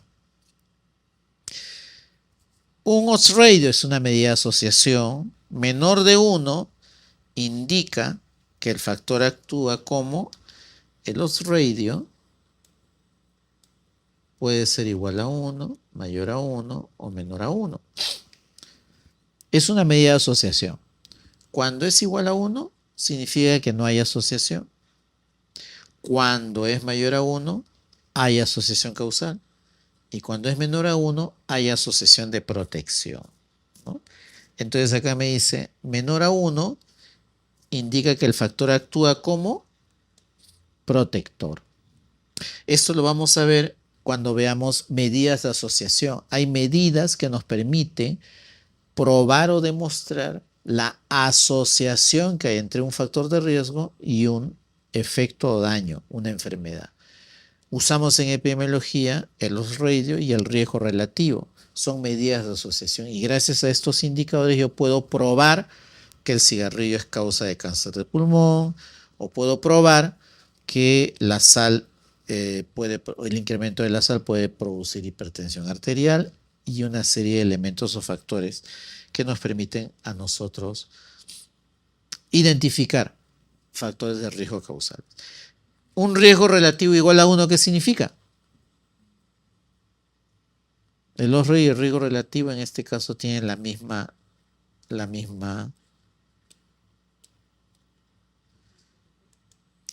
que no hay asociación. Cuando es igual a 1 no hay asociación. Cuando es mayor a 1 hay asociación causal. Cuando es menor a 1, asociación de protección. Otro de los elementos que es también motivo de preguntas y que seguro ustedes deben estar haciendo. ¿Ya han hecho su tesis? Protocolo. Bueno, entonces de estos están perfectamente atentos y al tanto, ¿cierto? Porque lo primero que debiste haber hecho es escoger un tipo de estudio. Y sabes que hay dos grandes tipos de estudios, los observacionales y los experimentales. Los observacionales son estudios donde el investigador solo observa, no manipula acontecimientos, no manipula factores de riesgo, solo mira lo que ocurre a su alrededor. Estos estudios observacionales, que son probablemente el diseño que ustedes han escogido para su tesis, puede ser de dos tipos, descriptivo o analítico. Descriptivo, si tu pregunta es saber cuántos, quiénes o dónde, si estás básicamente intentando describir un problema en una población, ¿cierto? ¿Quiénes son los que se enferman? ¿Qué características tienen son los que se enferman? ¿Dónde viven los que se enferman? Esos son los estudios descriptivos. Pero si tu interés en tu estudio es probar asociaciones que podrían ser causales, necesitas observar grupos comparativos de poblaciones. Estos se conocen como estudios analíticos. Y los estudios analíticos pueden ser estudios transversales, casos y controles, o estudios de cohortes. Cada uno de ellos tiene su particularidad. Los descriptivos pueden ser un estudio de caso, una serie de casos, o puede ser también estudios ecológicos, un tipo de estudio descriptivo de base poblacional que nos ayuda a describir la magnitud de un problema. Mientras que los descriptivos, su objetivo es describir un problema, los analíticos buscan conocer la causa de ese problema, el por qué ocurre ese problema. En el caso de tu tesis, ¿qué tipo es? ¿Descriptivo o analítico? Analítico. Y en el caso tuyo, descriptivo, ¿cierto? Ahora, hay otro grupo de estudios que son los experimentales. Estos estudios experimentales manipulan factores de riesgo, en donde la población que participa del estudio se va a exponer a factores que no se estuvieran exponiendo si es que no participaran del estudio. Requieren mucho, primero que son sumamente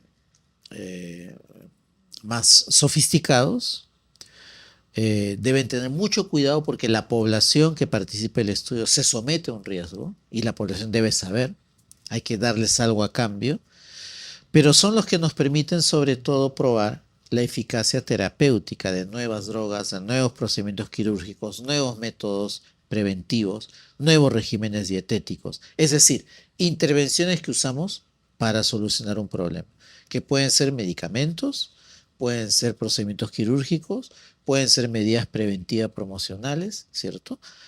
Y que nos permiten a nosotros identificar nuestras herramientas terapéuticas. Acá tenemos a los ensayos clínicos, aleatorizados y controlados, los cuales nos permiten, por ejemplo, saber si descubrir nuevos medicamentos oncológicos, nuevos antibióticos, nuevos antihipertensivos, nuevos medicamentos hipoglicémicos. Y también otro tipo de estudio dentro de este grupo están los llamados estudios cuasi experimentales. Esta es, digamos, el abanico de opciones que tenemos cuando queremos hacer una investigación. ¿Y de qué depende que nosotros hagamos uno u otro estudio? Pues de la respuesta a algunas preguntas, ¿no? Algunas preguntas, por ejemplo, ¿no? Si mi pregunta es quién, dónde, cuándo, cómo, estoy queriendo conocer la forma como se distribuye la enfermedad. Y esa respuesta será respondida por un estudio descriptivo.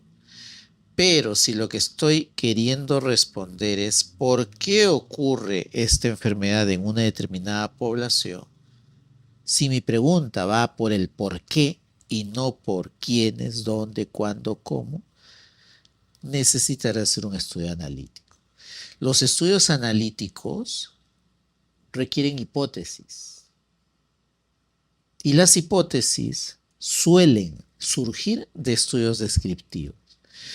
Los estudios descriptivos son muy importantes, no solamente para saber la magnitud y las características de un problema de salud, sino también porque nos ayudan a generar hipótesis causales. Y cuando tienes una hipótesis causal, estás intentando responder esta pregunta de por qué. Y allí utilizarás o harás un estudio analítico. Los estudios descriptivos, ya hemos visto, pueden describir un individuo. Un estudio de caso es un estudio descriptivo. O pueden describir a un conjunto de individuos. Generalmente los individuos son enfermos. Eso será la serie de casos. Pero también podrías describir datos poblacionales. En ese caso harás estudios ecológicos. En los analíticos, tú tienes la opción de hacer observacionales, donde tú solo miras lo que pasa sin intervenir, y los estudios experimentales. Los estudios experimentales requieren escrupulosos procedimientos éticos y requieren, digamos, cumplir con mayor rigurosidad una serie de procedimientos. ¿Por qué? Porque anteriormente se dieron experimentos que, buscando un fin altruista, terminaron perjudicando a mucha gente, ¿no? Los experimentos pueden exponer a riesgos a las personas. Las personas pueden morir o pueden deteriorarse. Por eso ahora, para hacer un experimento, primero hay que probar que las personas no se van a morir. Y en segundo lugar, si es que algo les pasa, tú tienes que proteger a esa población. Y ellos deben saber que están metiéndose a un procedimiento que podría provocarles un daño, ¿no? Entonces, esto es otra manera de ver los diferentes estudios epidemiológicos. Ahora, dependiendo del estudio, existe una jerarquía de digamos, de credibilidad, una jerarquía para saber cuáles son los estudios que me dan de manera más contundente una información veraz y objetiva. Los que están en la cima de los estudios que nos dan mayor probabilidad de certeza en relación a un hecho de acontecimiento son los ensayos clínicos. Son los ensayos clínicos, en primer lugar, los ensayos clínicos aleatorizados y con enmascaramiento. En segundo lugar, los ensayos controlados pero sin enmascaramiento. Luego vienen los ensayos controlados no aleatorizados o también llamados cuasi experimentos, ¿no? Luego viene ya los estudios observacionales. Entonces los tres primeros son estudios experimentales. El cuarto son los estudios observacionales, analíticos. En primer lugar están las cohortes prospectivas, luego le siguen las cohortes retrospectivas, luego los casos y controles, luego los estudios transversales, luego los estudios de mortalidad o morbilidad y al final los estudios ecológicos o de correlación. Cuando nosotros aplicamos medicina basada en evidencias, los estudios que más contribuyen a esa medicina basada en evidencias, a las guías clínicas, los protocolos, son los ensayos clínicos. Y luego los estudios de cohortes. Son los que mayor contribuyen de manera más efectiva a la llamada medicina basada en evidencia, ¿no? Acá tengo yo esta pregunta. Un grupo de trabajadores expuestos al asbesto y otros no expuestos son seguidos durante 10 años para evaluar la aparición de mesoteliomas. ¿Cuál es el diseño del estudio? Aquí es un estudio de corte. Los estudios de corte son también llamados estudios de seguimiento. Uno sigue a las personas durante un periodo de tiempo. Y las cortes son así, 10 años, 15 años, 20, 30 años, ¿no? Acá tengo otra pregunta que dice, un estudio que describe la frecuencia de una enfermedad en un momento determinado corresponde a un estudio que describe la frecuencia de una enfermedad en un momento determinado. Esto es un estudio transversal o también llamado de prevalencia, porque justamente la principal contribución de los estudios transversales es la prevalencia de la enfermedad. Mide, es una foto de un problema de salud en una población a un momento dado, prevalencia, ¿no? Se seleccionan pacientes con cáncer gástrico y se comparan con personas sin la enfermedad para evaluar la exposición previa al Helicobacter pylori. Este estudio se clasifica como caso control. El estudio de caso control es un estudio en el cual yo identifico casos, personas con la enfermedad y controles. Y luego retrocedo en el tiempo e indago la presencia o ausencia de factores de riesgo. Y en base a ese análisis concluyo si es que ese factor de riesgo está asociado o no causalmente con ese problema que estoy estudiando, ¿no? Caso control. ¿Cuál de los siguientes diseños tiene mayor nivel de evidencia científica?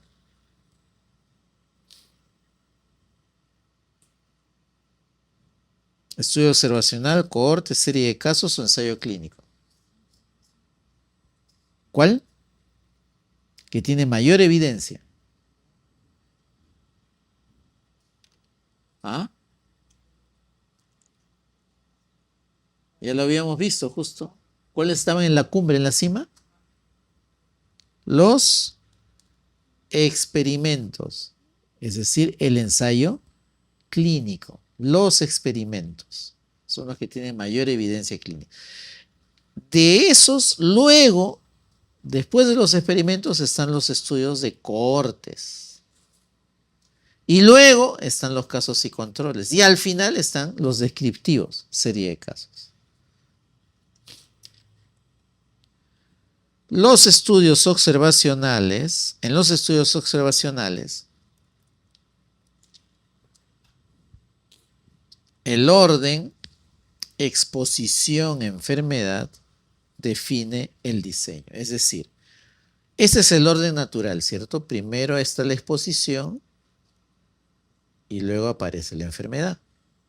Entonces, si mi estudio parte de personas sanas expuestas y voy a ver cuántos se enferman, eso es una cohorte.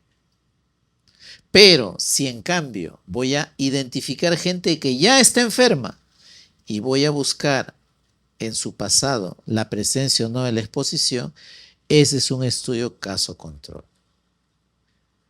Entonces, ¿de qué define o cuál es la diferencia entre un estudio de corte y un caso-control? Si parto de la exposición o parto de la enfermedad, ¿no? Eso me define cuál de los dos es. Si no hay intervención del investigador, el estudio es observacional. Si la exposición y enfermedad se miden al mismo tiempo, exposición y enfermedad se miden al mismo tiempo, eso se llama estudio transversal. El estudio transversal mide las dos variables en el mismo momento, en el mismo instante. El estudio de corte parte de la enfermedad, en cambio, parte de la exposición y busca hacia adelante la aparición de la enfermedad. Y el caso control es al revés, parte de la enfermedad y busca hacia atrás la presencia o ausencia de la exposición. Si el estudio comienza con la enfermedad y busca exposiciones previas, ¿qué tipo de estudio sería? Justo de acuerdo a este esquema que hemos hecho aquí, sería, si parto de la enfermedad y busco hacia atrás la exposición, ese es un caso control. Si el estudio parte de la exposición y sigue a los sujetos en el tiempo, al revés, ese es un estudio de cohorte, ¿no? Los estudios de cohortes nos permiten calcular, la ventaja es incidencia y riesgo relativo. Esa es la gran ventaja de las cohortes. La incidencia y el riesgo relativo, amigos, amigas, es la mejor medida de medición de enfermedad. La mejor. Cuando la unidad de análisis son poblaciones y no individuos, se trata de poblaciones y no individuos, se trata esto de un estudio ecológico. El estudio ecológico es un estudio descriptivo, pero no describe individuos como lo hace el descriptivo típico. Aquí describimos poblaciones, ¿no? Estudios ecológicos. Acá están algunas diferencias entre los tres principales tipos de estudios analíticos: caso control, cohortes y estudio de corte transversal, donde, por ejemplo, si se trata de estudiar una enfermedad rara, el diseño ideal es un caso control. En una enfermedad rara, ni pensar en usar un estudio de corte. En enfermedades raras, lo ideal es un caso control. Ahora bien, si cambio estamos hablando de exposiciones raras, allí sí el diseño ideal es un estudio de corte, ¿no? Generalmente los casos y controles no requieren muchas personas para montar el estudio. En cambio, las cohortes sí requieren un mayor número de personas. Por eso las cohortes son más caras, toman más tiempo, requieren mucho mayor preparación, ¿no? Aquí tenemos las principales factores de riesgo o las principales, digamos, particularidades. De manera resumida, podríamos decir aquí que la gran ventaja de los estudios de cohortes, que es el que tiene mayor credibilidad, es que tienen una menor probabilidad de error o sesgo. En cambio, los casos y controles y los transversales son más vulnerables de cometer sesgo, es decir, se pueden equivocar, ¿no? Los tres me permiten calcular asociación, pero utilizan diferentes medidas. Por ejemplo, el estudio de corte utiliza el riesgo relativo. En cambio, el caso control utiliza los radios. Y el estudio de corte transversal también puede usar el odds ratio o una frecuencia o un promedio. Cada uno de ellos tiene sus pros y sus contras. Estos estudios, por ejemplo, los transversales y los estudios de casos y controles, son estudios que se realizan de manera más rápida y requieren menos presupuesto. Si yo no tengo tiempo y no tengo plata, estos diseños me van a sacar del apuro. Un transversal o un caso control. Si es que en mi universidad me dicen, no, solo tienes que ser analítico, ¿eh? Nada de descriptivo. Hay algunas universidades que te dicen eso. No quiero estudio descriptivo, quiero analítico. Bueno, ¿qué opción tienes? No tienes tiempo, ya vas a graduarte y tienes que hacer los transversales y casos y controles. Las cohortes, en cambio, toman mucho más tiempo y requieren mucho más dinero, igual que los experimentos, ¿no? Más tiempo y más dinero. ¿De acuerdo? Ahora, la ventaja que tiene la cohorte y los experimentos, porque tienen ventaja, es que tienen mayor credibilidad. Estos son más creíbles, tienen menos riesgo de equivocación. En cambio, los transversales y casos y controles sí pueden equivocarse. Las cohortes son, digamos, tienen mayor credibilidad, mayor probanza para demostrar causalidad, ¿no? Acá yo tengo, mira, en un estudio de casos y controles se obtiene unos radios de 0.4. Yo te había hecho esta tabla donde puede ser los radios riesgo relativo igual a 1, mayor a 1 o menor a 1, ¿no? 0,4 es menor a 1. ¿Qué significa menor a 1? Es una asociación, pero de protección, ¿no? ¿Cuál sería la respuesta acá? Letra B, ¿no? Es un factor de protección. En un estudio se sigue durante 15 años a personas expuestas y no expuestas a radiación para evaluar cáncer de tiroides.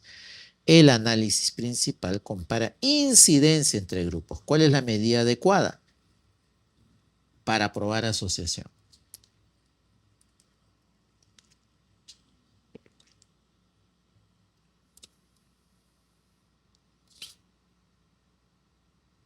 ¿Cuál es?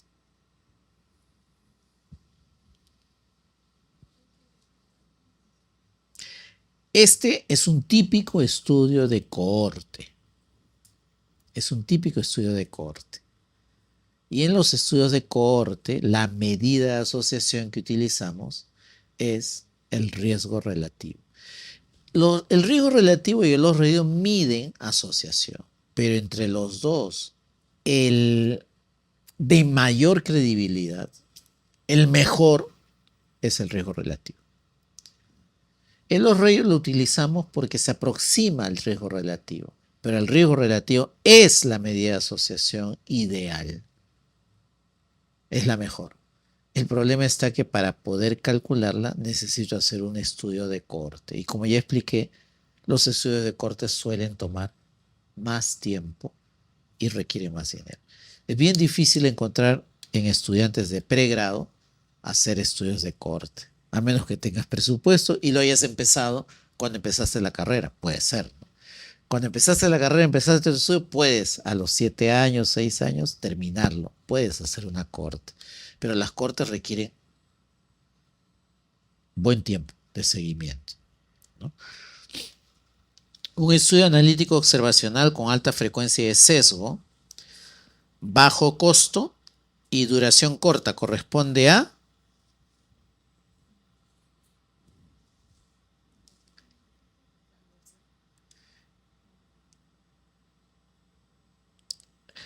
Aquí tu respuesta es correcta, pero hay una particularidad con los transversales, que quiero explicarlo bien. Los transversales, en efecto, tiene alta probabilidad de cometer sesgo, es de bajo costo, es de corta duración. Sin embargo, están en el limbo entre un estudio descriptivo y un estudio analítico. Tiene de los dos. Describen y además hacen algunas medidas de asociación.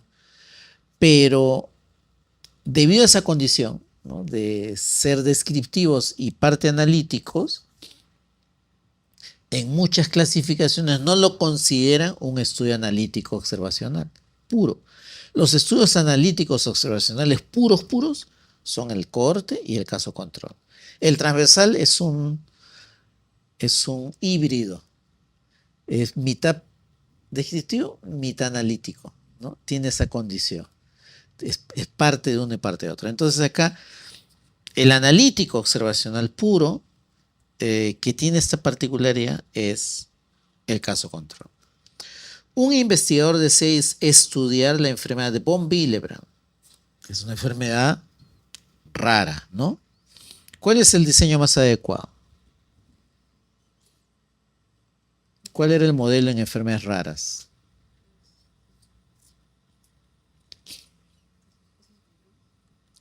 Así es, casos y controles. Identificas a los casos, que pueden ser pocos, identificas controles y ya tienes montado tu diseño. El estudio transversal puede encontrar asociación, pero no puede establecer causalidad. Es justamente el motivo por el cual el transversal es más descriptivo, porque no prueba causalidad. En cambio, el caso control y la cohorte sí prueban causalidad, ¿no? Por eso es que el transversal, a pesar que describe una asociación, no prueba causalidad.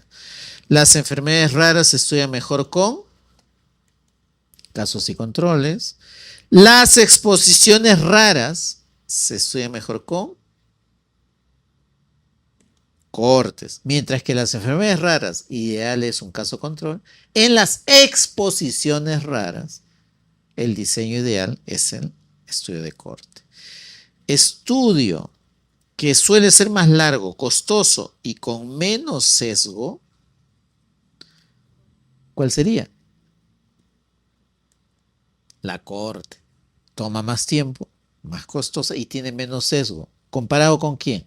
El caso control, ¿no? Estudio que suele ser más rápido, barato, pero con más sesgos.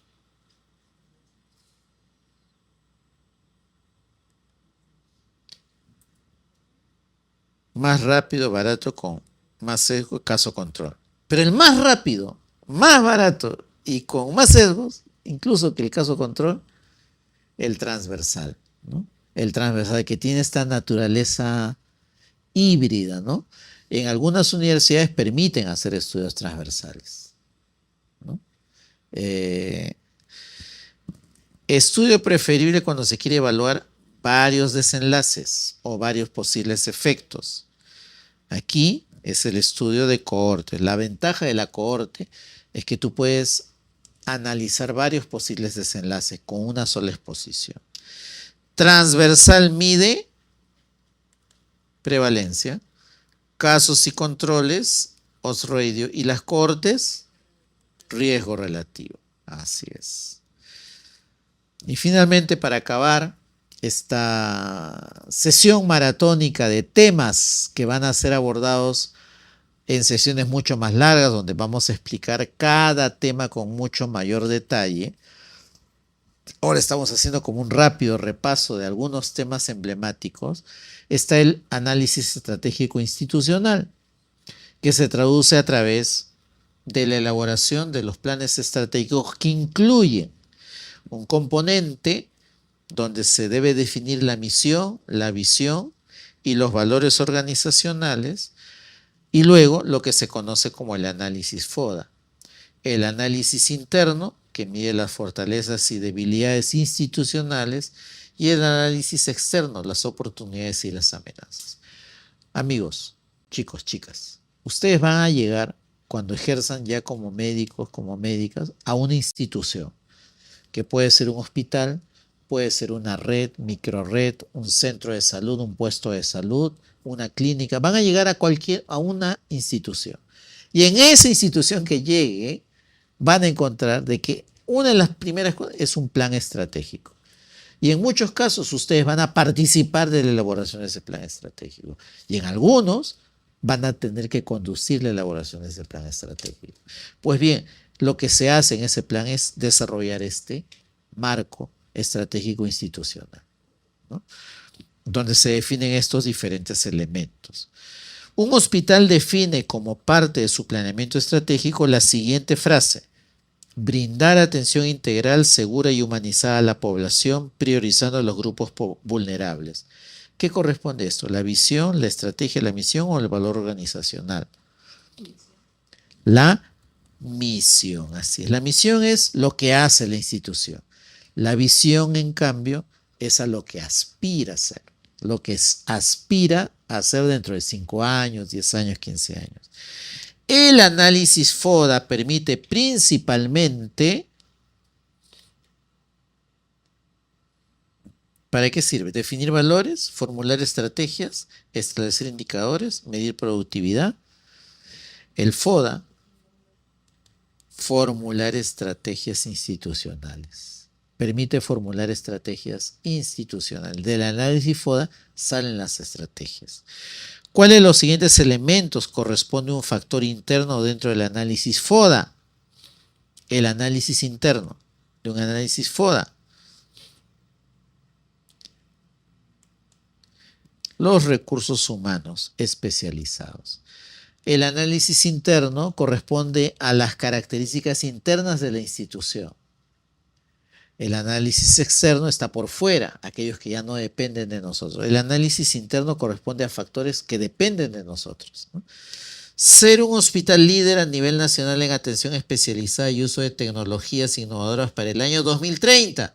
Estamos en 2026. ¿Qué cosa sería esto? Es una visión. Así es. La gestión institucional se organiza en misión, visión y el análisis FODA y la estrategia, ¿no? La misión explica lo que hace, la razón de ser de la institución. Si se describe hacia dónde quiero llegar en el futuro, ¿qué cosa es eso? La visión. Las fortalezas y debilidades pertenecen al interno o externo. Fortalezas y debilidades es el análisis interno. En cambio, las oportunidades y amenazas pertenecen al análisis externo. Una estrategia FO, fortalezas y oportunidades, usa lo que se conoce como una estrategia que busca aprovechar las fortalezas para explotar las oportunidades, ¿no? Fortalezas para aprovechar oportunidades. La estrategia define el qué cosa se va a hacer y las acciones explican cómo se debe hacer. Todo esto, amigos y amigas, se desarrolla en el curso completo de preparación. El tiempo no nos permite avanzar más, así es que hemos hecho solamente una pincelada de estos temas que espero les permita conocer un poco los temas que se van a ver. Y ahora, a continuación, quiero cederle la palabra al coordinador de la institución para que pueda darles algunas orientaciones y explicaciones adicionales a quienes estén interesados. Por favor.